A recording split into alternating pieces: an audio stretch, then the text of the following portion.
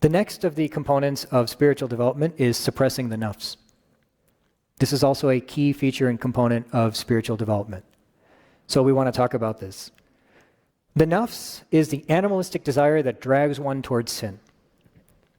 The nafs is the animalistic desire that drags one towards sin. Every one of us has inside of us a little animal that wants to eat what it wants to eat, that wants to look at what it wants to look at, that wants to touch what it wants to touch, that wants to pursue what it wants to pursue. And we have a responsibility of subduing that animal desire so that our soul can grow. Maybe I should also say, well, let's continue. I'll talk about that in a moment. The premise for this is the ayah here of the Quran, إِنَّ النَّفْسَ لَأَمَّارَةٌ بِالسُّوءِ. Verily the nafs commands evil, إِلَّا مَا رَحِمَ رَبِّي, except on whom my Lord has mercy. So we are a people who appreciate the nafs. We've been told and warned about the nafs, and we need to learn to curtail and control the nafs. How do we control the nafs? We purify it by curtailing our desires. Look at me, the nafs is an animal. You want to control an animal, you cut off its food. When you cut off its food, it will automatically become weak and will be subdued. So the number one way by which we control the nafs is by not feeding it. The more we feed it, the more it grows. The more it grows, the more it takes us over. The more it takes us over, the more we ourselves become animals. How many people live like animals? How many times do we live like animals? Barking, roaring, pursuing things that are of no benefit to us. These are all animalistic characteristics. Reproduction, food, shelter, and fighting when our turf is crossed. That's what animals do. And if we let the nafs grow and grow and grow and grow, we essentially become like animals. So the purification of the nafs involves curtailing desires, which is a necessary step towards success on this path. Allah states, قَدْ أَفْلَحَ مَنْ زَكَّاهَا. قَدْ أَفْلَحَ مَنْ زَكَّاهَا. Successful is he who purifies it, referring to the nafs. وَقَدْ خَابَ مَنْ دَسَّاهَا. And failing is the one who corrupts it. So essentially what we're learning, look here, notice this word zakkaha is the same as tazkiyah, is the same as zakah, by the way. Zakka means to remove so it can grow, to reduce so that something can grow. So the one who is successful is the one who purifies it. And the one who is failing is the one who corrupts it. In another narration, just to further clarify this point, the Prophet ﷺ said, the intelligent subjugates their nafs and works for what is after death. Al-kayyisu man dana nafsa wa amila lima ba'd al-maut. The intelligent one is the one who subdues the nafs, dana nafsa. And then when they subdue the nafs, they'll be able to work for what is after death. Because what does the nafs want? The nafs wants my food now, my reproductive needs met now, my turf be protected now. So in order to avoid now, me, subjugate that nafs, dana nafsa. And that will allow a person to work for what is for the hereafter. And the foolish is the one who allows their nafs to pursue its desires. Just lets the nafs go wild. Go do what you want, eat what you want, see who you want, be who you want, act however you want, speak however you want, touch whoever you want. Just let it run. Why? وَتَمَنَّى, and they entertain hopes in Allah. وَتَمَنَّى عَلَى اللَّهِ. And they entertain hopes in Allah. Oh, Allah will forgive me. They're deceived by the fact that, yes, Allah can forgive, but essentially they're comforted by the fact that everything else is working out in life. I have good food, I have a house, my life seems fine. Allah will forgive me. I'm going to go do whatever I want. So they just put this hope in Allah's forgiveness, which Of course, Allah's forgiveness is vast and infinite, but they let that lull them into a false sense of security that they can go do whatever they want. So this is the sign of the one who's foolish. So we place a premium on crushing, no, I don't want to say crush, on subduing the nafs. Subduing the nafs. Now this is not an easy job. The Prophet ﷺ said, the strong is not the one who overcomes people. You can be strong, you can force your opinion on others. We can force our opinion on others. We can tell other people what to do. We can flex our muscle in front of those that are a little weaker than us. But that's not strong. Rather, the strong one is the one who overcomes their nafs. That's the sign of strength. So this is something that we should also keep in mind. Now this struggle against the nafs was naturally prevalent at the time of the companions. Why? Because they had so little to begin with, number one. They had so little to begin with. I mean, you know the stories. They're trying to bury someone and they only have enough cloth to cover half the body. They barely have enough food to eat. They're struggling with their basic needs and trying to serve others at the same time. The time of the companions was a time in which the nafs was naturally subdued by the mere nature in which they existed. But over time, as wealth has increased, as ease has increased, particularly in this time as conveniences have just completely lulled us into a sleep constantly, we have a very important role to play in subduing this nafs. We cannot just drink whatever we want and eat whatever we want and be with whomever we want and engage with whomever we want and speak however we want. The nafs will go wild, and the nafs has gone wild. And to me, this is the number one reason why nobody gets along anymore. Particularly in marriage, but in general, nobody gets along anymore because it's animal against animal. This person wants to bark, this person wants to bark. Put them in a marriage, now you got two people in a cage. No, it's not going to work. It's not going to work. And you see this anytime you put two people in too close proximity, it becomes like 2 3-year-olds in a room. They eventually mine. They're beating on each other. Same thing happens.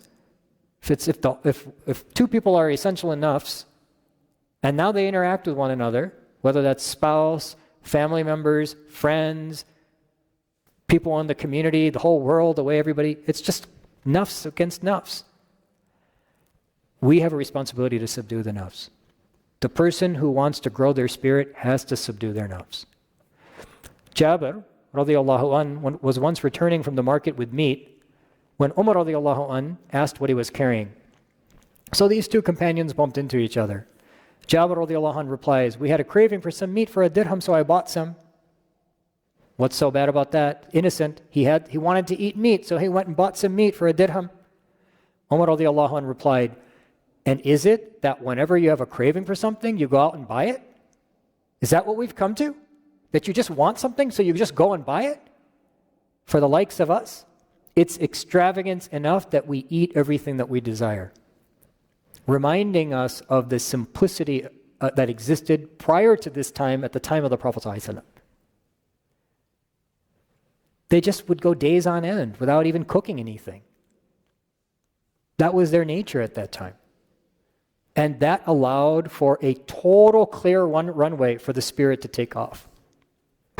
If there's nafs, the runway is so bumpy that the spirit can never even get off the ground. We have to create a clear runway that allows the spirit to take off and grow. And another point that I'll make is that the nafs and the soul, they essentially exist in one box. Listen very carefully. The nafs and the soul exist in one box. If the nafs is allowed to grow like an animal, it will take over that space and it will choke the soul. The soul will not find room to grow. And that's exactly the problem that we have today. But if the nafs is curtailed, the soul can expand.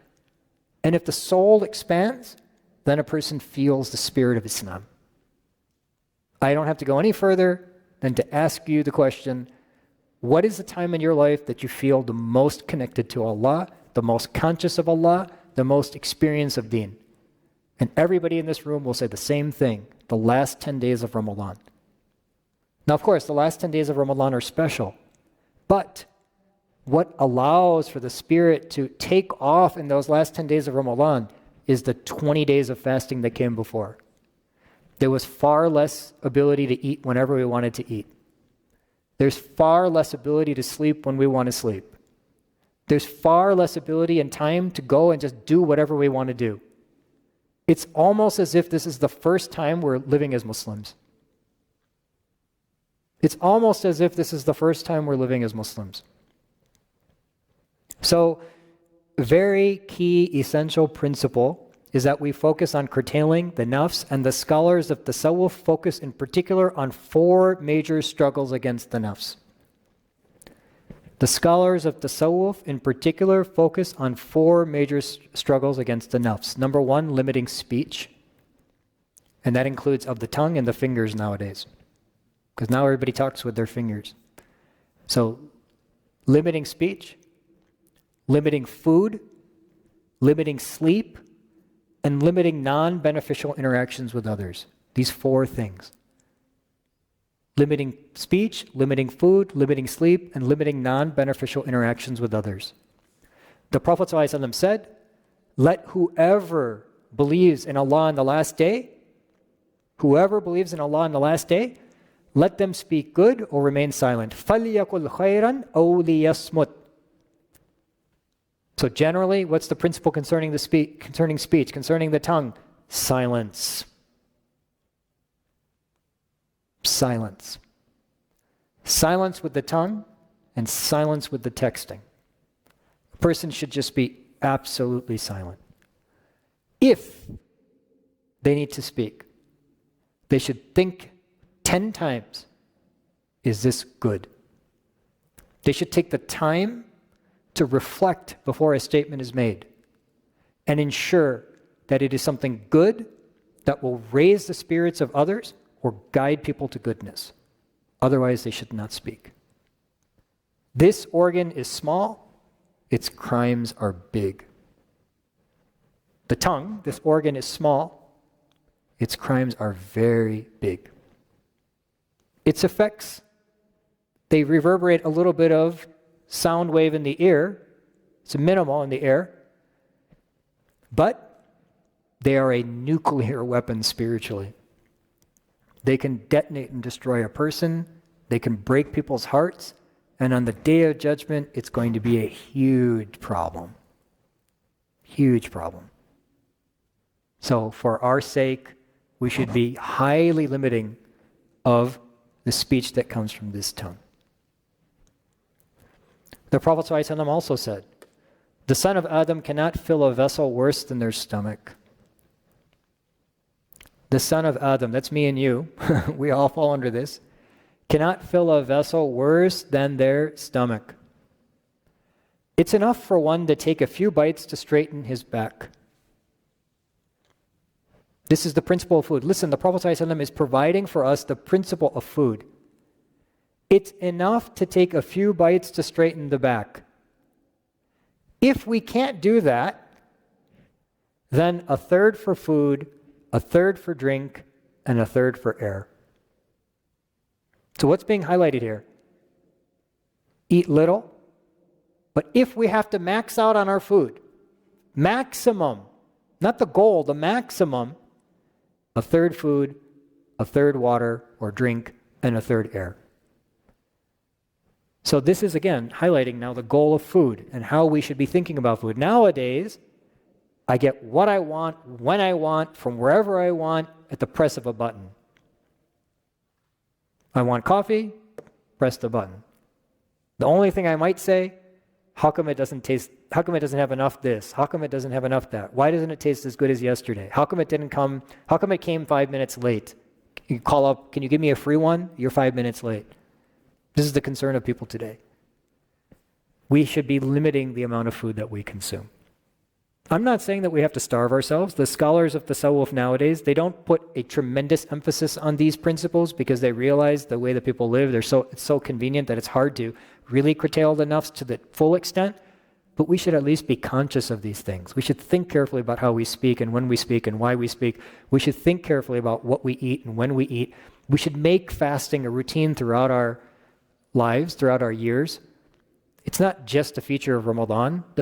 Ramadan is a pillar, it's an entry point for the springboard of fasting to exist outside of Ramadan as well. We don't worship Ramadan, we worship Allah. Allah exists in 12 months of the year. Allah is perpetual.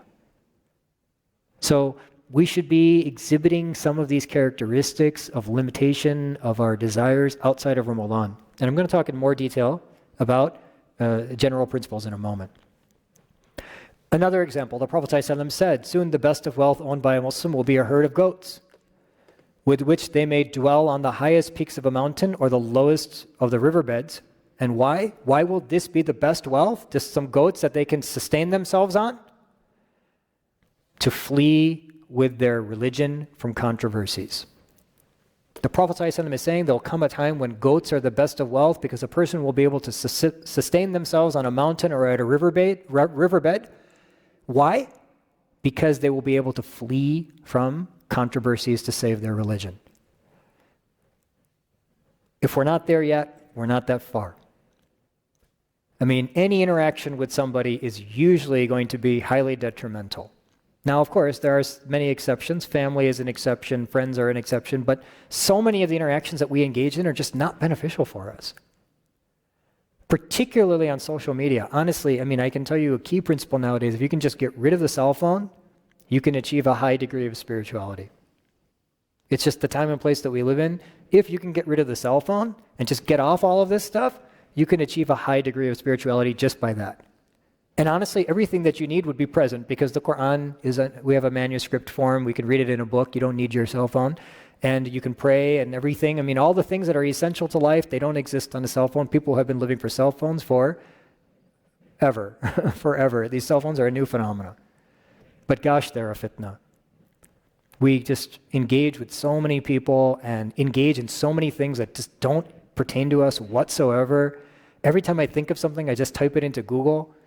It's like a mind dump. Every single idea that comes to my head, I just type it in. There's no suppression. It's just constant feed.